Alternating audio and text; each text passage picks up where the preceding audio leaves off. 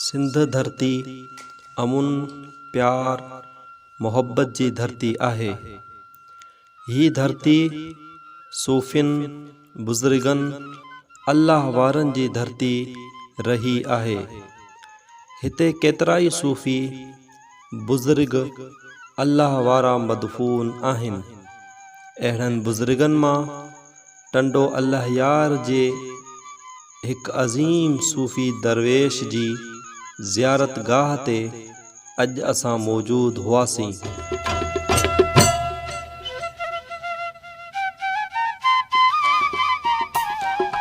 हिन सूफ़ी दरवेश खे पाक संघार जे नाले सां ॼातो सुञातो वञे थो।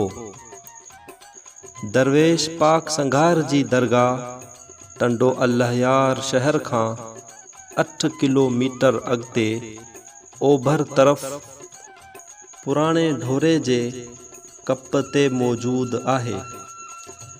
दरवेश पाक संघार जो मक़बरो 7-8 फुट ऊचे दड़े ते ठहियल आहे। हिन मक़बरे जे बारे में बरतानवी दौर जे लिखियल किताबनि में अचे थो त ही मक़बरो 900 हिजरी में ठहियो। हिन मक़बरे जी बुनियाद पत्थरनि जी ऐं मथे ओसारी सिरनि जी अथसि।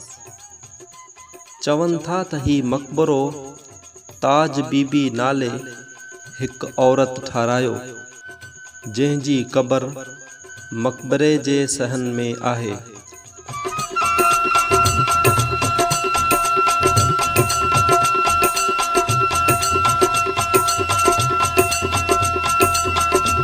दरवेश पाक संघार मुतालिक का बि मुस्तनद मालूमात नथी मिले जो ख़बर पवे त किथां आया, असुल नालो छा हुन, जनम भूमि कहिड़ी अथनि, वफ़ात कॾहिं कयाऊं।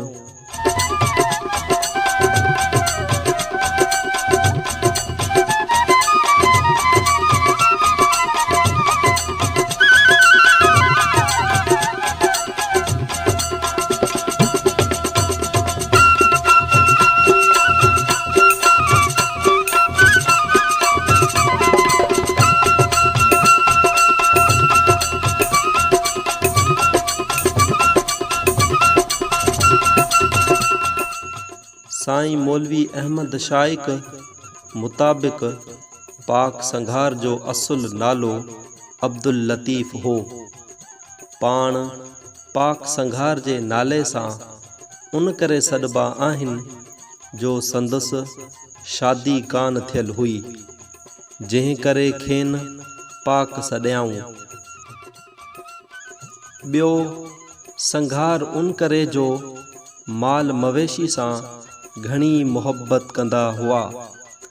अज़कारे कलंदरी मुताबिक़ दरवेश पाक संघार मखदूम नूह सरवर रहमतुल्लाह अलैहि जा मुरीद हुआ।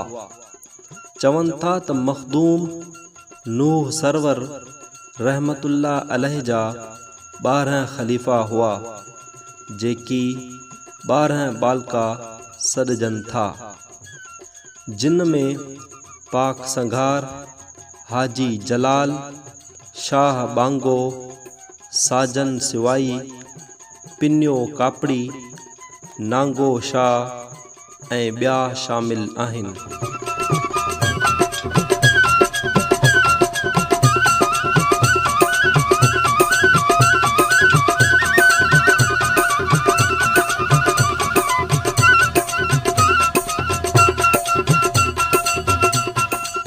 दरगाह सां मुंसलिक ई हिकु क़ब्रिस्तान आहे, जेको ज़िले टंडो अल्लाह यार जे वॾनि क़ब्रिस्ताननि में शुमार थिए थो। ही क़ब्रिस्तान लॻभॻि 70 एकड़नि ते मुश्तमिल आहे।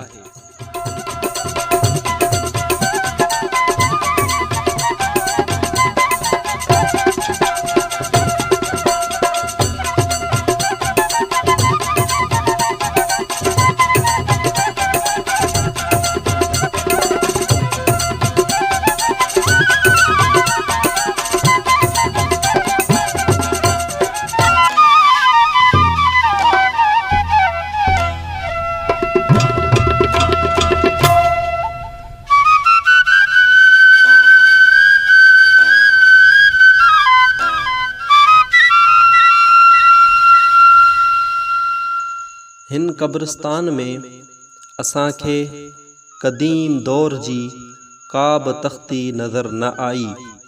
हा, अलबत्ता हिते असांखे पुराणे वक़्त जूं सिरनि खे घड़े ठाहियल तुरबतूं ज़रूर नज़र आयूं।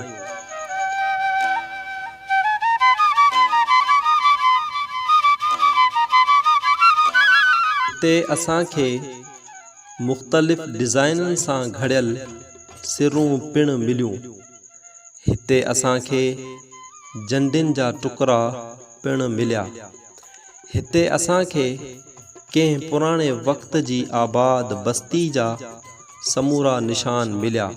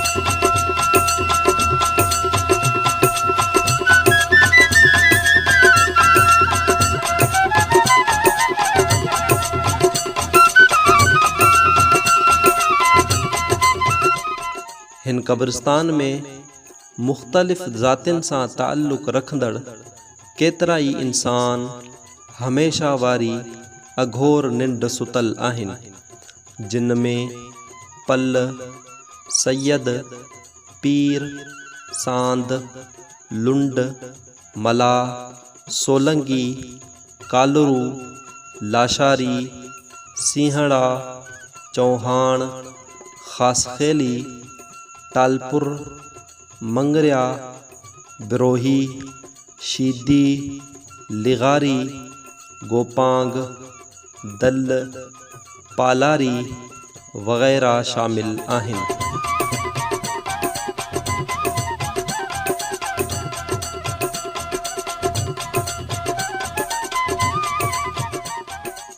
पाक संघार जे मक़बरे खां थोरो ई अॻिते दरवेश पाक संघार जी तैमीर करायल हिक नंढड़ी मस्जिद नज़र अचे थी।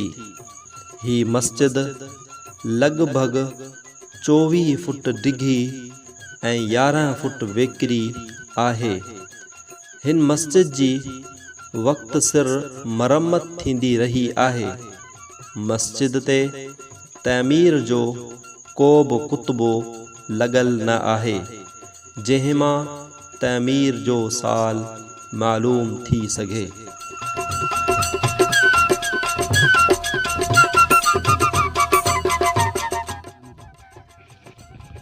ही जगह तव्हां मस्जिद ॾिसो पिया, जंहिंजे सहन में असीं वेठा आहियूं, इहा तमामु क़दीमी मस्जिद आहे। काफ़ी हवालनि खां इहो चयो वञे थो त ही जेको दुरवेश अल्लाह वारो माण्हू पाक संघार साईं संघार इन पंहिंजे हथनि सां इनखे तैमीर करायो। इहो चयो वञे थो त हीउ जेको औलिया बुज़ुर्ग जेको आहे इन पंहिंजे हथनि सां तैमीर कराई हुई। ऐं काफ़ी कुझु हदनि ते इहा बि चवणी आहे भई पाक संघार खां पहिरीं जी जेका असांजी मस्जिद आहे, ठीकु आहे, त हीअ पहिरीं कची ठहियल हुई। उनखां पोइ जेको आहे हिते जे मतवली जेके हुआ उन्हनि हिन जी मरवत कराई। ऐं उनखां पोइ हिते सिर्फ़ु जेको आहे सो ईदगाह जे हवाले सां नमाज़ थींदी आहे। जीअं ईद उल फितर आहे, ईद उल अज़हा, सिर्फ़ु उहा नमाज़ अदा कई वेंदी आहे। बाक़ी 5 घर जेका नमाज़ आहे उहा पासे वारी जेका मस्जिद आहे उन में अदा थींदी आहे। हाँ, जॾहिं इन मस्जिद जी मरम्मत कराई वई उन टाइम ते जेको आहे सो थोरी घणी मिटी वग़ैरह खोटाई कई त उन मां जेको आहे सो काफ़ी क़दीमी जेके ठिकर जा ठहियल थां वग़ैरह उहे कुझु मिलिया हुआ। तामीराती कम त साईं एलो क़दीम आहे, शुरू जे हवा ॾींहंनि खां वठी, पर मरम्मत जेका असां मुख़्तलिफ़ दौर में मुख़्तलिफ़ वक़्तनि में थींदी रही आहे। अंदाज़नि मुताबिक़ त 3 दफ़ा या 4 दफ़ा हिन जी मरम्मत थी चुकी आहे। ऐं हाणे वारो जेको मरम्मत जो शर्फ़ हुयो उहो मुंहिंजे वालिद साहिबु हाजी धणी बख़्श खे थियो। उन जेको सो पंहिंजे हथनि सां इनखे मरम्मत कराई। उन सां गॾु जेको सो साईं मौलवी अहमद साईं जेको सो साईं बि गॾु हुयो। ॿिन्ही गॾिजी जेको आहे सो हिन जी मरम्मत कई हुई। ऐं उन ई दौरान जेका खोटाई कई वई हुई उन मां जेके से इहे मुख़्तलिफ़ क़िस्म जा कुझु थां हुया, कुझु पाटोड़ा हुआ, पाट ठिकर जा ठहियल इहे मिलिया हुआ।